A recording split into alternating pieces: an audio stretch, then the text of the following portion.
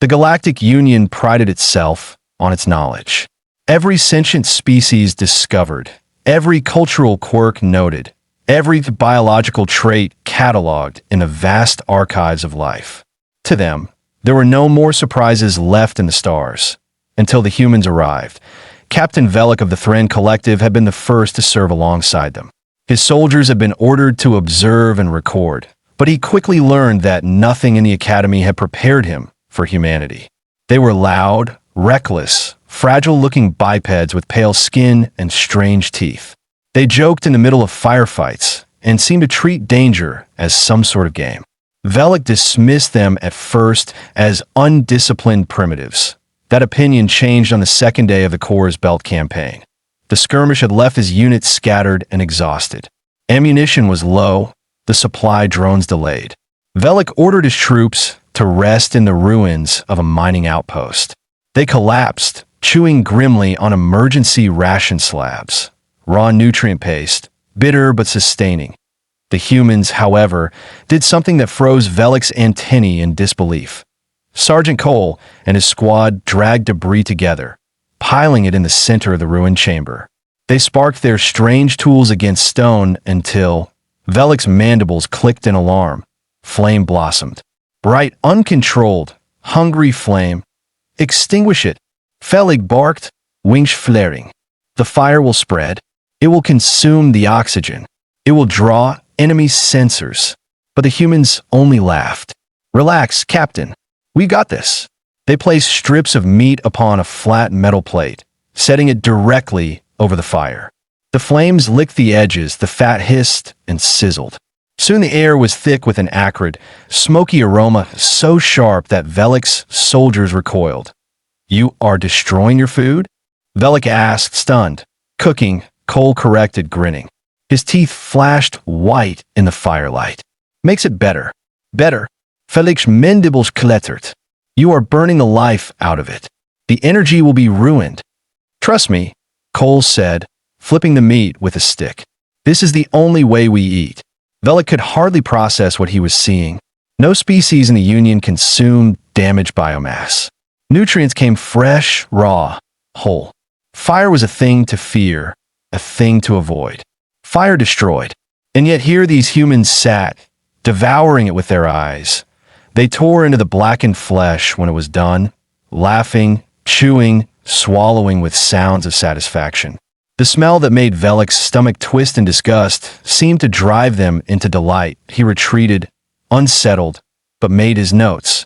Species 882 exhibits ritualistic destruction of food via flame. This behavior indicates cultural deficiency or suicidal instinct. Recommend further study. The Union Science Council did study. Samples were taken, tests performed, and the results returned impossible. Cooking did not reduce energy. It increased it.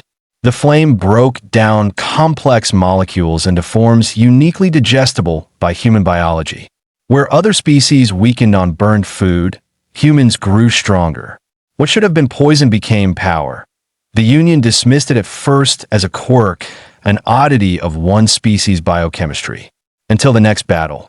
At the Siege of War Prime, Velik saw the truth with his own eyes. Supplies dwindled. His soldiers weakened on their ration slabs. Infection spread.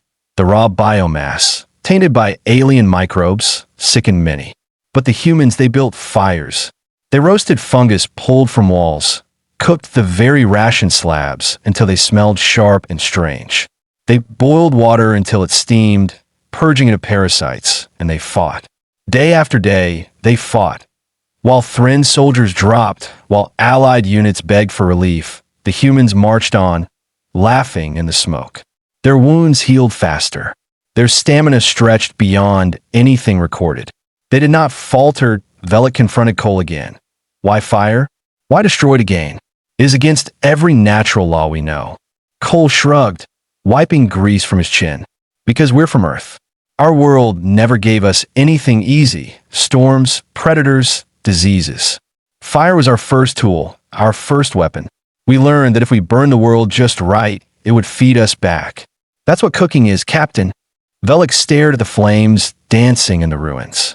In the human's eyes, he saw not fear, but reverence. like priests gazing at their god. They had turned destruction itself into nourishment. And for the first time in his long career, Captain Velik felt something he had never known on the battlefield. The Union Science Council was not satisfied with reports. They were scholars, after all, sworn to knowledge. When humans claimed fire made food better, the council resolved to test it themselves. Velik was summoned as witness. He remembered the request vividly. "Captain, bring a human with you. We must compare results." And so Sergeant Cole accompanied him to the shining halls of the archive station. The chamber smelled sterile, polished, untainted by war. Its scholars regarded the human like a dangerous beast. The demonstration began with a slab of nutrient algae. Standard rations, dense, slimy, foul-tasting, but sustaining. "Observe," announced Scholar Urzoth, lowering a strip onto a metal plate. "The human calls this cooking." The burner ignited. Flame hissed. The algae blackened, sizzling in its own juices. The smell, sharp, smoky, almost bitter, filled the chamber. Gas spread through the audience. Antennae curled. Mandibles clattered.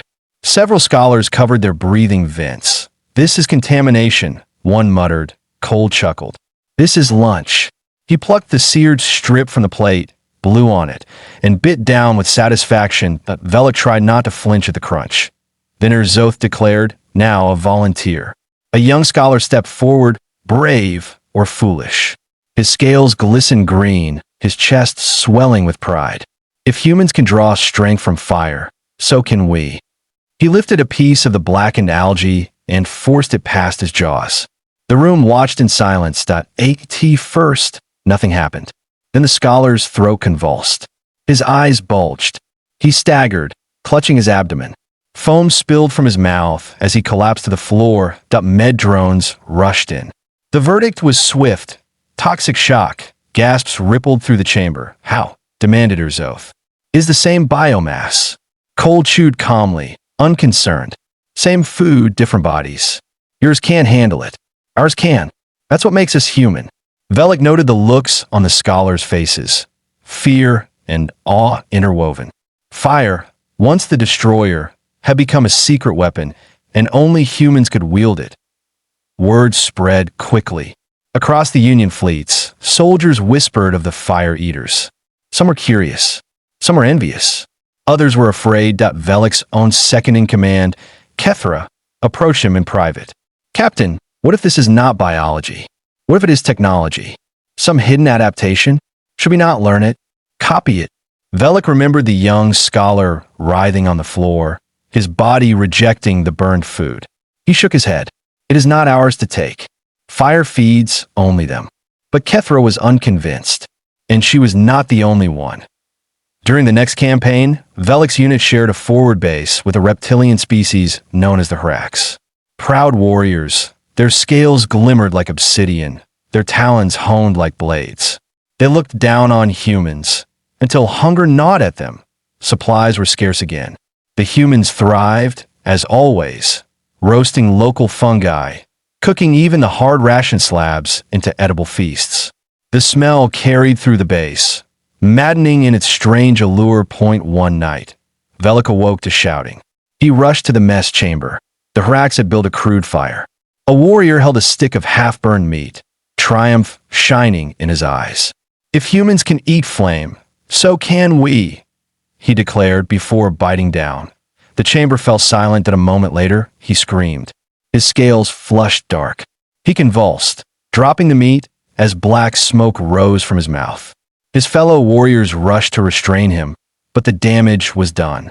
His body lay twitching on the ground, ruined from within. The humans stood apart, watching grimly. Cole shook his head. "We told you. Fire doesn't forgive. It only chose us." That night, Velik made a final report to the Union Council. Attempting to copy human cooking leads to toxicity in all tested species. Fire grants strength only to humanity. The others who try will suffer.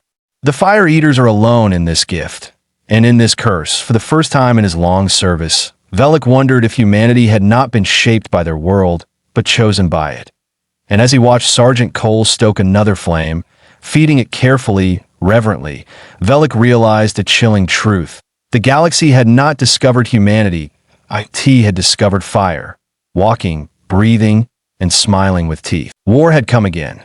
This time, not a border skirmish or a resource raid, but a full assault by the Zorthuan Dominion, a species of colossal insectoid conquerors who believed themselves unbreakable. The Dominion struck Vera 9, a green world of forests and rivers, defended by a thin line of Union forces.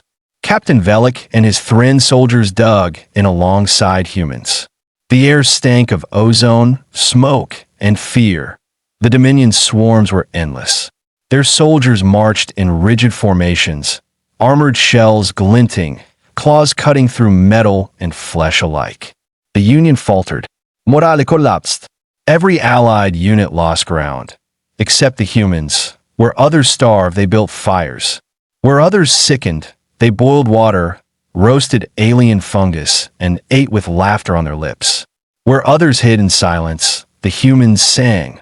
The Zorthuan thought them insane. Burning food? Zinging inva. They advanced with confidence. Until the night of the inferno, the humans had been planning something. Velik could see it in their eyes, in the way Sergeant Cole and his Marines gathered supplies. Oil canisters, broken machinery, resin scraped from alien trees, and then the humans lit the world on fire. Smoke rolled across the battlefield, choking the air. Flames leapt between the resinous trees, spreading faster than the Dominion's disciplined ranks could adjust. The Zorthuan had never known fire, not as a tool, not as a weapon. Their armored shells turned into ovens, trapping heat until their soldiers shrieked and collapsed. Velik's antennae quivered as he realized the humans were moving through the inferno. Their silhouettes strode in the blaze, faces smeared with ash, eyes gleaming like predators in the glow. They did not fear the fire. They ate within it, fought within it, lived within it. Cole raised his rifle, grinning through soot. This is our element, Captain. On Earth, we tamed flame before we built cities, before we built nations. Fire is ours. And tonight, so, is this war. The Dominion forces shattered. Their formations dissolved into chaos. Soldiers broke ranks, fleeing from the searing heat, and in the smoke, the humans advanced, singing. When the battle ended, Vera 9 still smoldered. Forests lay in ash, the ground black and smoking. But the Dominion had retreated, their first defeat in generations. Velik stood on a ridge, watching the human Marines build yet another fire. Not for war now, but for food. They roasted their strange meals as if nothing had happened. Laughter echoed in the night that he approached Sergeant Cole. You burned an entire world to save it. Cole shrugged, passing him a charred strip of meat. Sometimes, Captain, you have to destroy to endure. That's what fire taught us. Velik did not take the offering.